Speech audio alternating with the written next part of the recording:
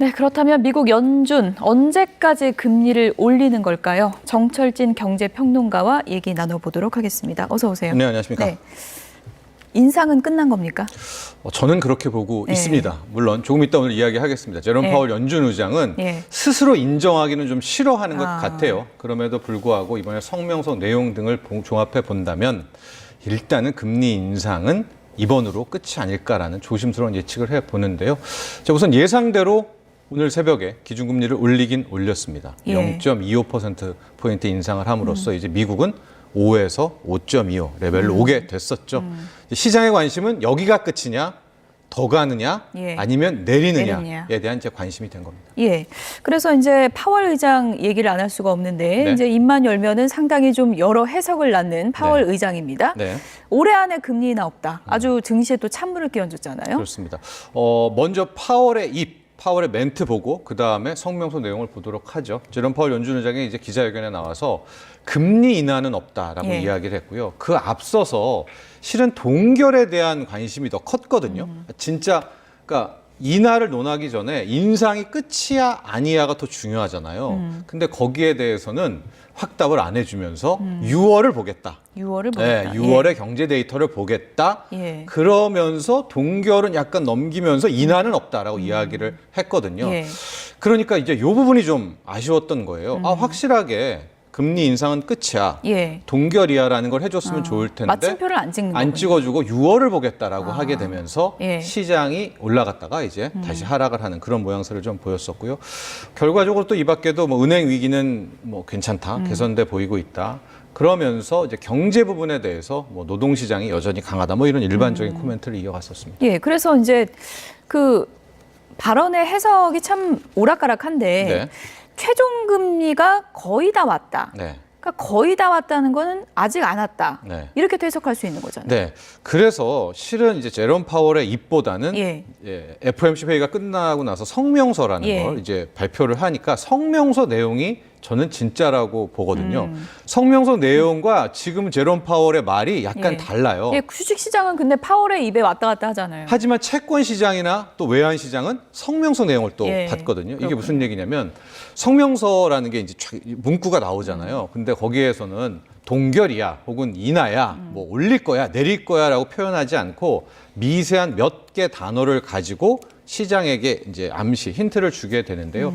이번에 바뀌었던 성명서 내용 중에 크게 두 단어가 없어졌습니다. 썸이라는 단어와 anticipate이라는 단어가 없어졌는데 3월에 이제 저 지금 예상에 빨강 됐었던 것은 저기 anticipate라는 단어였었습니다. 근데 저게 빠졌었고 실은 저 anticipate라는 단어보다 더 중요한 게 썸이라는 단어인데 3월에 그러니까 직전 FOMC에서는 some additional policy firming 어렵지만은요. 한국어로 좀 풀어서 policy firming이 뭐 강화 정책, 그러니까 뭐 긴축 정책이라고 합니다. 그러니까 some 몇몇의 추가적인 긴축 정책이 필요할 거야라고 했었거든요.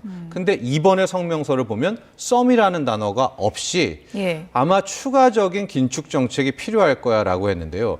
야, some이 있고 없고가 뭐가 그렇게 달라 하시겠지만 이게 굉장히 중요하고요.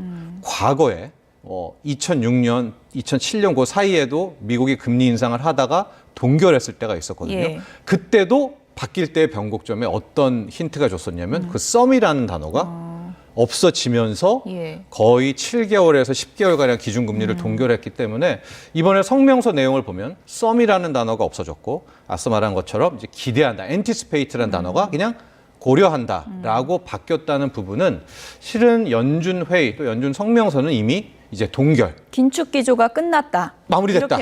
그렇게 볼 볼 수 있는 겁니다. 긴축 기조 끝났으면 성명서 내용만 보면은 그럼 성명 내용만 보면은 내려갈 수도 있는 거예요? 동결이 있겠죠. 그러니까 끝났다고 바로 내리진 않죠. 인하로는 안 가나요? 인하에 대해서는 뭐 그분들도 그렇고 저도 그렇고 상당 부분 시간이 걸릴 것이다라고 보고 있습니다. 그래서 제롬 파월 연준 의장도 동결에 대해서는 이렇게 유야무야 넘어갔지만 금리 인하는 시기상조고 부적절하다라고 정확히 말했거든요. 그러니까 금리 인하까지는 상당 기간 시간이 필요할 것이다라고 했고 이거는 또 우리나라 이창용 한국은행 총재와 또 궤를 같이 합니다. 어제 이제 공개가 됐었는데 이창용 한국은행 총재도 금리 인하에 대해서는 시기상조고 부적절하다라고 명확히 얘기를 했거든요. 과거의 또 흐름을 보게 되면은 이제 금리 인상을 쭉 해왔어요. 그리고 이제 끝났으면 인하를 해야 될 거 아닙니까? 예. 이때 기간, 동결 기간이겠죠. 예. 길었을 때는 11개월 이상도 1년 가까이 됐어요. 했고 짧았을 때는 7개월, 8개월 정도까지는 동결도 했거든요. 평균적으로. 그러니까 이번에 이제 멈추기 시작한다면 인하까지는 뭐 미니멈 최소한 7개월 정도는 동결로 가겠다. 그렇다면은 파월 의장 말대로 올해 연내 안에는 금리 인하는 없군요. 없을 것이고요. 한 말씀 더 드리면 막 우리는 시장은 금리 인하를 원하잖아요. 예. 근데 주식 시장은 과거 역사를 봐도 금리 인하를 할 때 주가가 오르는 법은 없습니다. 왜 그런가요? 왜냐하면 금리 인하를 한다는 거예요.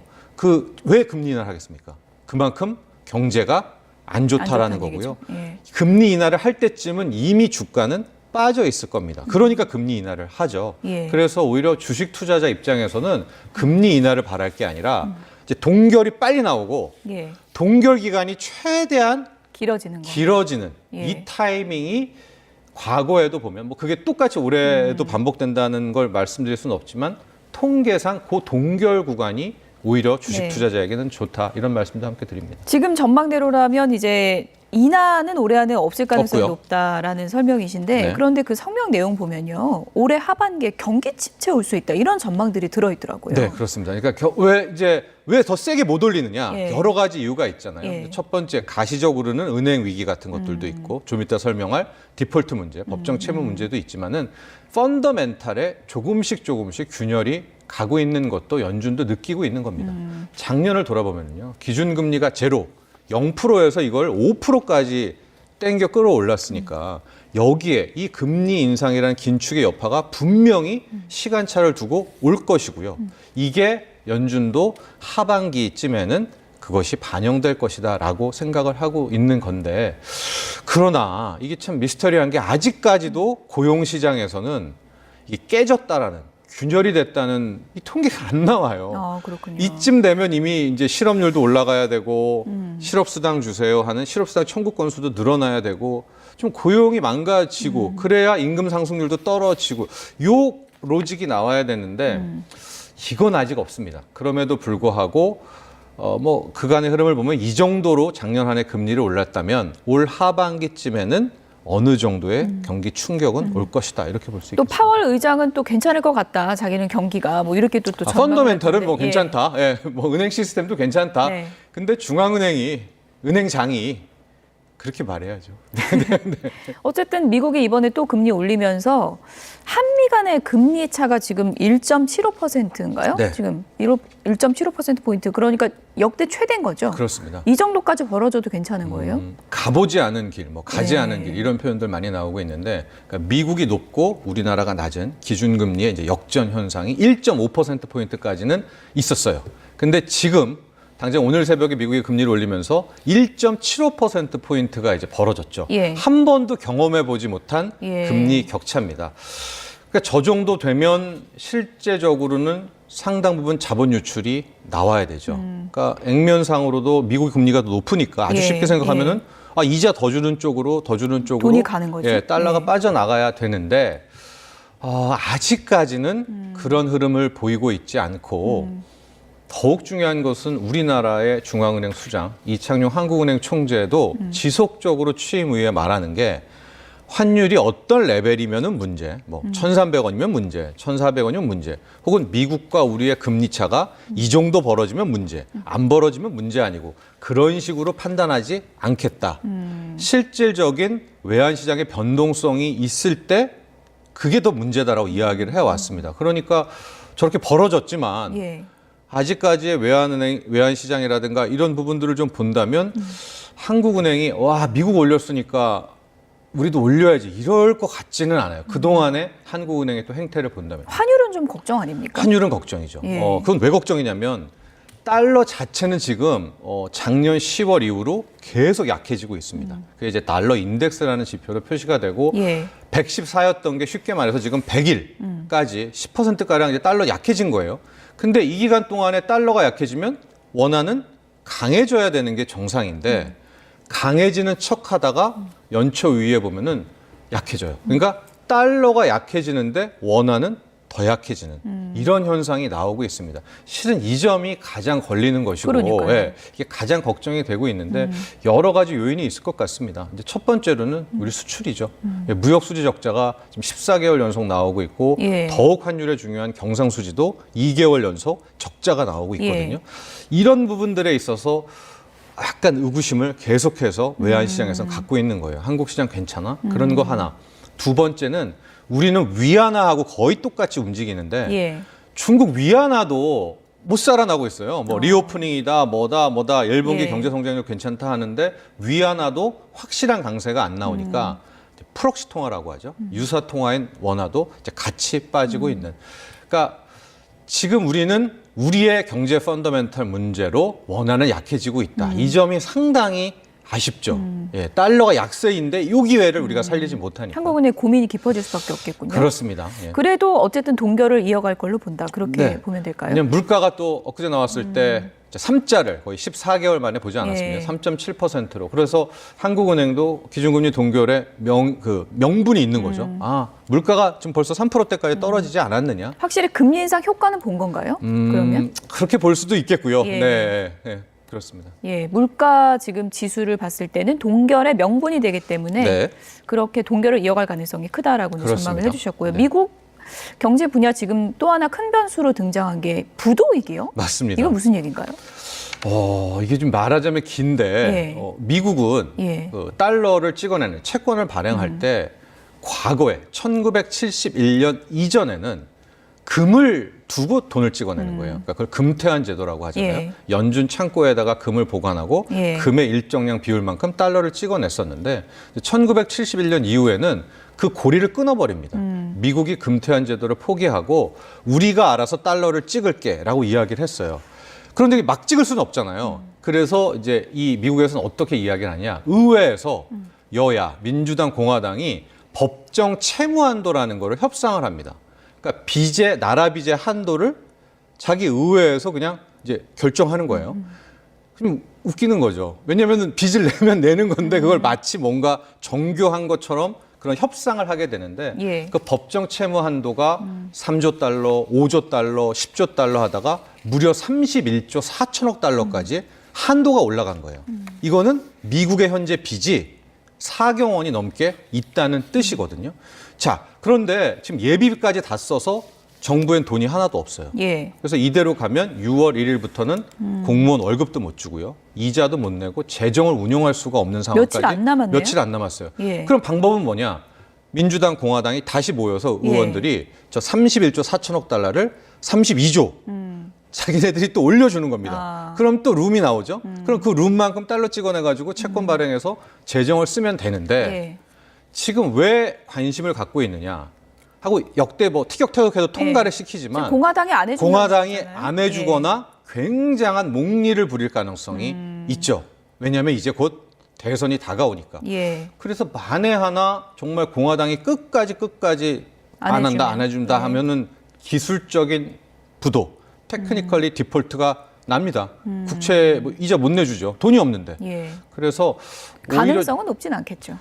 디폴트 가능성은. 디폴트 가능성은 낮죠. 왜냐하면 어떤 식으로든 처리를 하고 낮다 치더라도 그 다음날 아마 협상을 해서 올려줄 텐데. 바이든이 꺼낼 수 있는 비상카드가 뭐가 있는 거예요? 거의 없죠. 바이든은. 여기서는 뭐 할 수밖에 없는데. 예를 들어 국채 발행 같은 거는 독단적으로 안 되죠. 결정이 의회에서 결정할 수밖에 없죠. 수정 헌법을 고쳐야 되는 그런 수밖에 없는데 과거에는 어떤 것 때문에 지금 두려워하냐면 2011년에는 지금보다 더 치열하게 싸웠었거든요. 안 해줘, 해줘. 그러다가 막판에 진짜 밤샘 토론 끝에 타결이 됐어요. 그때가 오바마 전 대통령 맞습니다. 2011년 오바마 대통령 때요. 그러니까 타결이 됐으니까 뭐 주식 투자자나 다 타결됐네. 이제 기쁘게 끝났는데 12시간인가 15시간 후에 세계 3대 신용평가사 중에 하나였던 스탠다드 앤 푸어스, S&P가 그걸 지켜보고 있다가 이거 진짜 너무하네. 미국이라는 나라가 이런 거 가지고 전 세계를 들었다 놨다 하냐 한 말이야 하면서 2011년 당시에 미국의 신용 등급을 강등시켜버립니다.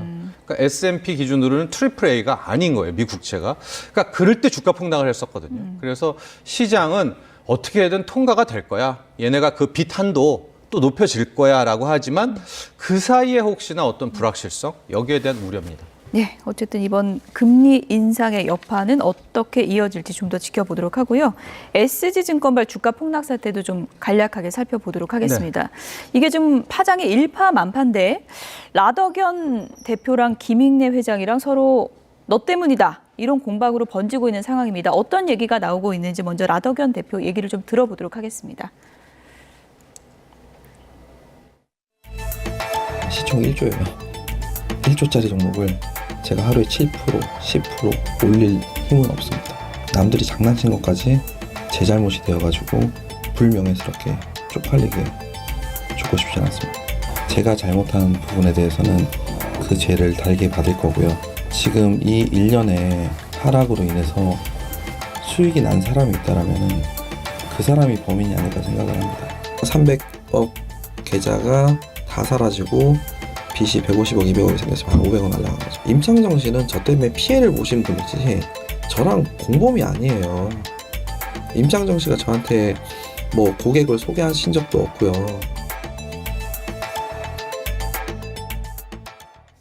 네. 수익이 난 사람이 있다면 그 사람이 범인이 아닐까. 그러니까 김익래 회장을 겨냥해서 한 말이겠죠? 그렇습니다. 이제 이번 사건의 이슈가 뭐 그동안은 워낙 그런 연예인들 포커스를 맞췄다면 이제 대주주로 넘어갔다. 이렇게 예. 총평을 할 수가 있겠습니다. 이게 무슨 얘기냐면 이번에 8개 종목에 작전이 걸렸잖아요. 예. 근데 그 8개 종목에 원래 대주주가 있을 것 아니겠습니까? 그렇죠. 그런데 그 대주주는 자신의 회사의 주가가 5배, 10배, 15배 그 이상 올랐을 때까지 뭘 했을까? 이제 그런 궁금증이 생기죠. 예. 우리가 주식 투자를 100만 원만 해도 내 주식이 어떻게 됐나 매일 볼 텐데 그러니까요. 거의 1년 반, 2년에 걸쳐서 저 대주주의 자기 회사 주식이 10배가 오르는데 몰랐을까? 바로 이런 궁금증 사이에 그 라더견 씨라는 사람이 이번에 작전의 주범은 다우데이터라는 그러니까 키움증권에 속해 있는 그 그룹의 회장이죠. 이 다우 키움그룹의 김익래 회장을 콕 집어서 이야기를 했고요. 그 이유는 이 김익래 회장이라는 사람이 다우데이터의 주식을 한 26% 정도를 갖고 있는데 네. 사건이 발생한 게 4월 24일이었잖아요. 4월 20일 그러니까 최고점에서 3% 정도입니다. 그러니까 자신도 아직도 23% 갖고 있죠. 예. 600억을 이제 매도를 했고 이게 주가 폭락의 근원이다. 그래서 돈 번 사람은 600억을 팔았으니까 뭐 제가 매입 단가, 매도 단가를 조사는 안 해봤지만 기본적으로 주가가 4배 이상 올랐다고 치면 뭐 300억 이상의 400억 가까운 차익을 받겠죠. 김익래 회장이라는 사람이. 그러니까 돈 번 사람이 범인 아니냐라는 게 라더견 씨의 주장인 것이고 예. 이에 대해서 이 키움그룹의 김익래 회장은 명예훼손으로 고소하겠다. 자신은 적절한 필요 때문에 그 시점에 매도했는데 공교롭게도 그 다음 주 월요일에 주가가 폭락한 것이지 자신이 작전과는 아무런 관련이 없다. 이렇게 서로 상반된 주장을 펼치고 있는 겁니다. 라더견 대표가 지금 뭐 언론 인터뷰를 상당히 좀 많이 하고 있는데 김익래 회장이 불장난을 하다 산을 태운 격이다. 이렇게 주장을 하고 있지만 또 언론에 공개된 녹취록을 보면 본인이 이건 절대 질 수 없는 게임이다. 이렇게 얘기하는 게 그대로 보도되지 않았습니까? 네. 이게 거대한 작전이 이루어졌는데 뭐 작전이라는 항상 그 흐름도를 보게 되면 최초의 이 모든 판을 설계한 설계사가 있습니다. 예. 하고 설계사는 이제 돈이 없기 때문에 설계사에게 투자를 하게 되는 최초 쩐주가 있거든요. 그러니까 총 관리하는 설계사 최초 쩐주가 누구냐가 이번에 검찰과 그 금감원이 찾아낼 부분인데 예. 지금 라더견 씨는 자신이 설계했다라고 이제 이야기를 하고 있거든요. 그러니까 첫 번째로는 라더견 씨가 진짜 이 총판의 설계사인지 아닌지를 구분해 내야 되겠죠. 근데 이제 본인은 자기가 설계했다라고 이야기를 하니까 뭐 일단 수사와 조사가 함께 진행돼 갈 것이고요. 예. 그러나 지금 검찰도 그렇고 금감원도 그렇고 그걸 너무나 그 말을 믿을 게 아니라 이 작업이 거의 길게 2년 이상 끌어왔던 작업이지 않습니까? 예.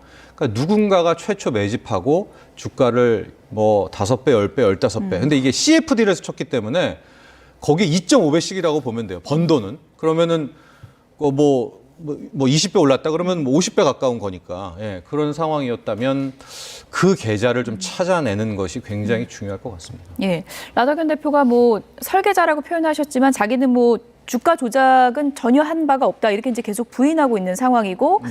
이제 주가 관련해서는 이제 주식을 자기가 그 회사의 경영권에 개입을 하려고 장기간 보유한 것이다 이렇게 설명을 하고 있잖아요. 네. 이게 좀 설득력이 있다고 그건 보세요? 없죠. 왜냐하면 보면 적어도 그 정도였다면 본인 이름으로 5% 이상의 지분을 획득하고 지분 공시를 해야 되거든요. 5%. 그럴 때 경영 참여 목적이다라는 부분으로 어필을 해야 되는데 지금 보면 주주 명부를 제가 본 건 아니지만 그 수많은 투자자들, 뭐 많은 분이 아마 한 1% 정도 될 겁니다. 그러면 나중에 그 사람들을 가지고 어떻게 경영 참여를 합니까? 어떤 펀드를 조성한 것도 아니고 유대 관계가 있는 것도 아니고 그러니까 뭐 경영 참여 목적으로 들어갔다라는 것은 좀 앞뒤가 맞지 않는 발언이고요. 상속 이슈가 있었던 기업들도 아닌 거죠? 뭐 그런 얘기도 이제 하는 거죠. 상속 이슈가 있었기 때문에 자기가 뭐 먼저 노려가지고 했다라는 건데 예. 상속이라는 건요. 누가 죽어야 되는 거잖아요. 그리고 그렇죠. 생과 사의 문제를 네. 뭐 어떻게 합니까? 예, 뭐 그런 작업을 미리 뭐 이룰 수는 있겠지만 그 역시도 저는 적절한 대답이라고 보지는 않습니다. 결국 이거는 빨리 검찰과 꼭 들어가서 계좌를 싹 다 털어야죠. 그 2년 전부터. 예. 그리고 A가제, B가제의 돈 뭐 이런 건 이제 앞으로 계속 살펴볼 문제가 많이 있습니다. 그래서 아직 핵심은 드러나지 않았다. 이렇게 저는 보는 아니라고 거군요. 보고요. 예. 여기에서 마치 지금 포커스가 어떤 연예인들 또 그 투자자를 모집했던 뭐 의사 중에 누구 스피커. 그러나 이제 핵심은 따로 있잖아요. 여기를 먼저 치고 들어가야지 밖을 너무나 공격하면 진짜 주범들은 뭐 빠져나가거나 웃고 있을 가능성이 있겠죠. 네, 지금까지 경제 이슈 정철진 경제평론가와 얘기 나눠봤습니다. 오늘 말씀 고맙습니다. 네.